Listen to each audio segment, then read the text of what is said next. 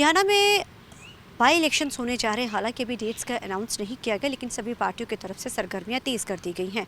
अगर भाजपा की बात की जाए तो ये दावा भाजपा की तरफ से ज़रूर किया जा रहा है कि उनके पास एक लंबी लिस्ट है, लेकिन बैठकों का दौर चल रहा है, लेकिन अभी नाम के ऊपर तय नहीं किया गया है।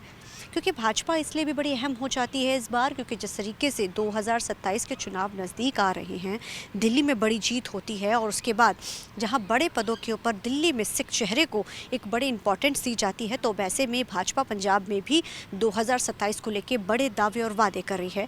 हालांकि कई बड़े नेता तो ये भी कहते नजर आए कि 2027 में मुख्यमंत्री जो है वो भाजपा से होगा।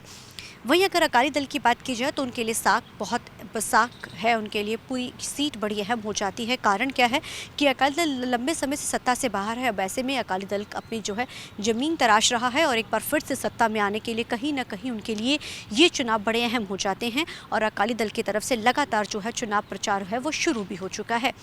वहीं अगर बात की जाए आम आदमी पार्टी की, तो वो सत्ता की सरकार है। सरकार ने 3 साल में जो काम किया उसको लेकर सरकार जो है कहीं ना कहीं लोगों के बीच में जा रही है।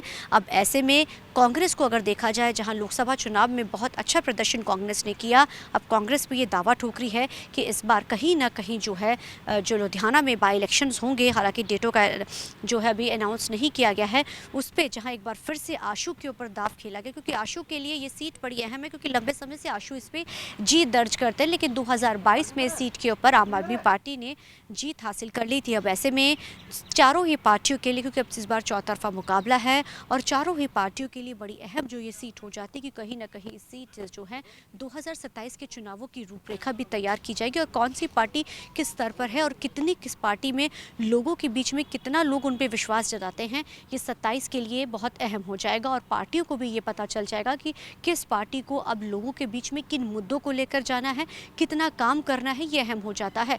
हालांकि उपचुनाव को सत्ता की सरकार का कहा जाता है, लेकिन कहीं ना कहीं 27 के चुनावों के मद्देनज़र अब चारों पार्टियों के लिए ये सीट बहुत अहम है, जहां आशू पे इस बार दाव खेला, क्योंकि आशू इस सीट पे लंबे समय से जीतते आए हैं। वहीं अगर बात की जाए संजीव अरोड़ा, तो वो लंबे समय से प्रचार कर रहे हैं। अकाली दल भी चुनावी मैदान में है, लगातार चौन प्रचार कर रहा है और भाजपा ने अभी अपना टिकट अनाउंस करनी, देखना बड़ा अहम रहेगा कि आखिर भाजपा का चेहरा कौन होता है, क्योंकि 27 के चुनावों के मद्देनज़र चेहरा और वोट और राजनीति और मुद्दे बहुत अहम रहने वाले हैं। कैमरामैन अर्जुन के साथ चंडीगढ़ से TV9 के लिए अमनप्रीत कौर।